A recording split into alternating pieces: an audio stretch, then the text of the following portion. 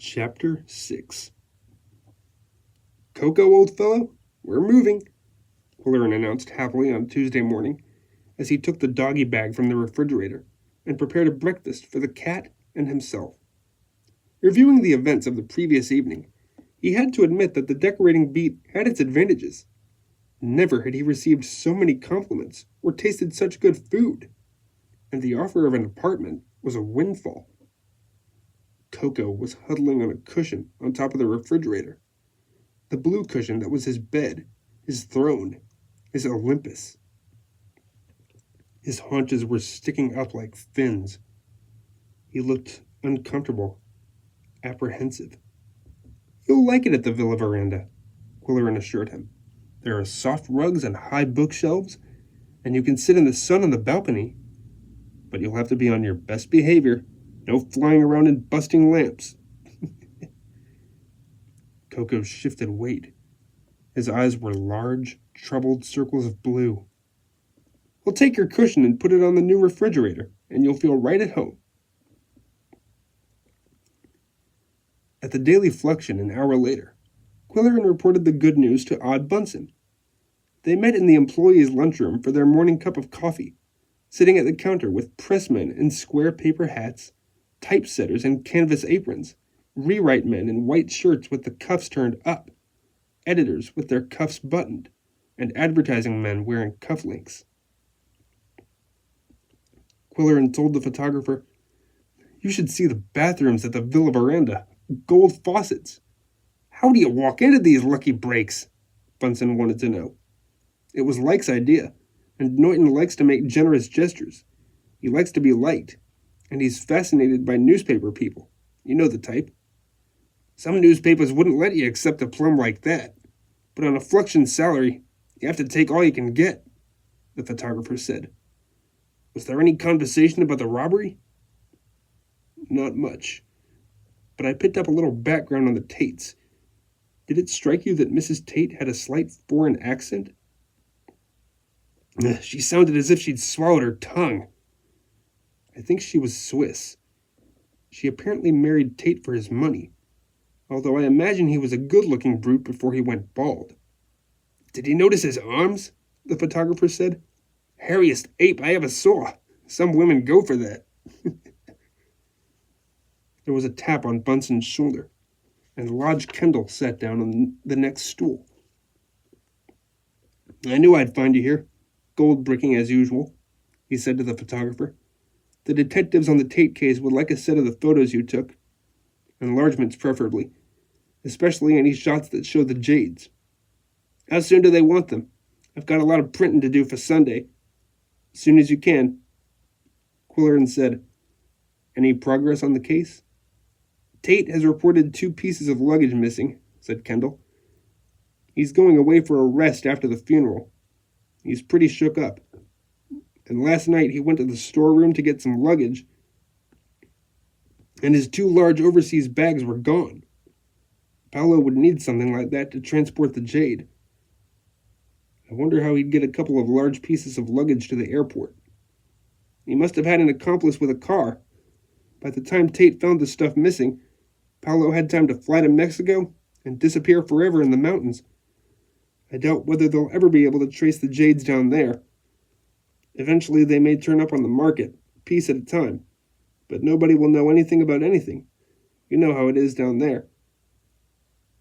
I suppose the police have checked the airlines." The passenger lists for the Sunday night flights showed several Mexican or Spanish names. Of course, Paolo would use an alias. Bunsen said, "Too bad I didn't take his picture. Lyke suggested it, but I never gave it another thought." "You photographers are so stingy with your film," Kendall said. "Anyone would think you had to buy it yourself." "By the way," said Quillerin, "exactly when did Tate discover the jades were missing?" "About 6 o'clock in the morning. He's one of those early risers. He likes to go down into his workshop before breakfast and polish stones, or whatever it is he does. He went into his wife's room to see if she needed anything, found her dead, and called the doctor from the bedside phone. Then he rang for Paolo and got no response. Paolo was not in his room, and there were signs of hurried departure. Tate made a quick check of all the rooms. That's when he discovered the display cases had been rifled. After which, said Quillerin, he called the police, and the police called Percy, and Percy called me, and it was still only 6:30. It all happened pretty fast. When Tate called the police, did he tell them about the story in Gracious Abodes? He didn't have to. The department had already spotted your story and questioned the advisability of describing valuable objects so explicitly. Quillerin snorted his disdain. And where was the cook when all this was happening? The housekeeper gets Sundays off, doesn't come back until 8 o'clock Monday morning. And how do they account for Mrs. Tate's heart attack? They assume she waked in the night, heard some kind of activity in the living room, and suspected prowlers. Evidently the fright was enough to stop her ticker, which was in bad shape, I understand. Quillerin objected. That's a rambling house. The bedroom wing is half a mile from the living room. How come Mrs. Tate heard Paolo getting into the display cases, and her husband didn't? Kendall shrugged. Some people are light sleepers. Chronic invalids always have insomnia. Didn't she try to rouse her husband? There must be some kind of buzzer system or intercom between the two rooms. Look, I wasn't there, said the police reporter. All I know is what I hear at headquarters. He tapped his wristwatch. I'm due there in 5 minutes. See you later. Bunsen, don't forget those enlargements. When he had gone, Quillerin said to the photographer, I wonder where Tate's going for a rest. Mexico, by any chance? You do more wondering than any 3 guys I know, said Bunsen, rising from the lunch counter. I've got to do some printing. See you upstairs. Quillerin could not say when his suspicions first began to take a definite direction. He finished his coffee and wiped his mustache roughly with a paper napkin. Perhaps that was the moment that the gears meshed and the wheels started to turn, and the newsman's deliberation began to focus on G. Vernon Tate. He went upstairs to the feature department and found the telephone on his desk ringing urgently. It was a green telephone, matching all the desks and typewriters in the room. Suddenly, Quillerin saw the color scheme of the office with new eyes. It was pea soup green, and the walls were painted Roquefort, and the brown vinyl floor was pumpernickel. Quillerin speaking, he said into the green mouthpiece. Oh, Mr. Quillerin! Is this Mr. Quillerin himself? It was a woman's voice, high-pitched and excited. I didn't think they'd let me talk to you personally. What can I do for you? You don't know me, Mr. Quillerin, but I read every word you write, and I think your new decorating magazine is simply elegant. Thanks. Now, here's my problem. I have avocado carpet in my dining room and caramel toile de soie on the walls. Should I paint the dado caramel custard or avocado? And what about the lambrequins? When he finally got rid of his collar, Arch Riker signaled to him. The boss is looking for you. It's urgent. He probably wants to know what color to paint his dado, said Quillerin. He found the managing editor looking thin-lipped. Trouble, said Percy. That used car dealer just phoned. You have his horse barn scheduled for next Sunday, right? It's a remodeled stable, Quillerin said. Very impressive. It makes a good story. The pages are made up, and the pictures have gone to the engraver.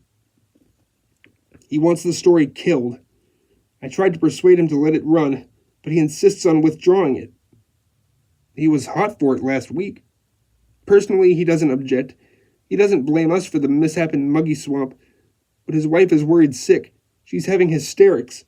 The man threatens to sue if we publish his house. I don't know what I can substitute in a hurry, said Quillerin. The only spectacular thing I have on hand is a silo painted like a barber pole and converted into a vacation home.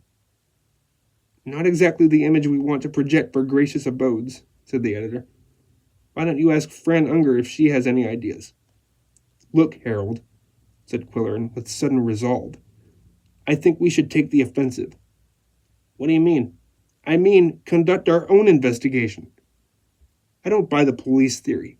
Pinning the crime on the houseboy is too easy. Paolo may have been an innocent dupe.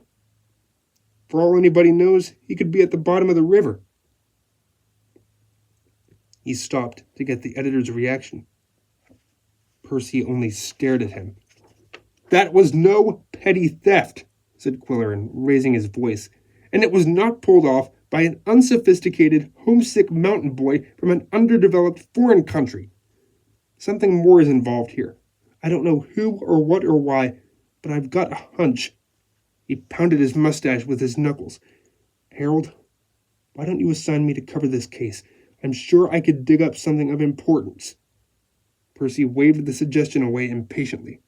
I'm not opposed to investigative journalism per se, but we need you on the magazine. We don't have the personnel to waste on amateur sleuthing.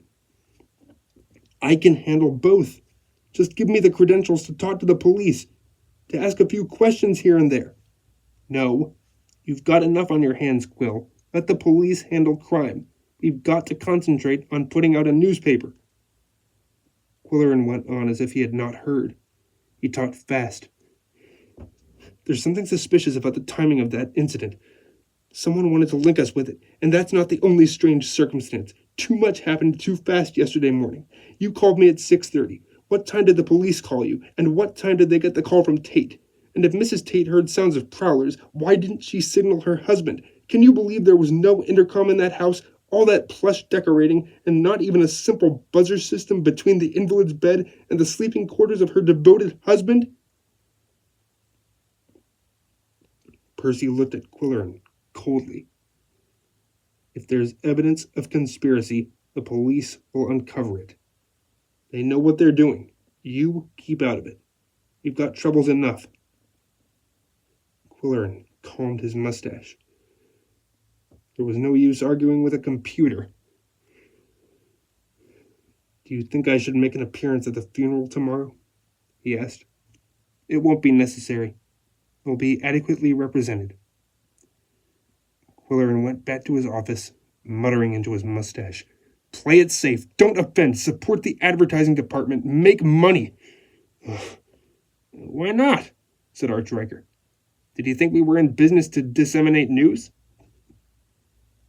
At his desk, Quillerin picked up the inoffensive green telephone that was stenciled with the reminder, be nice to people.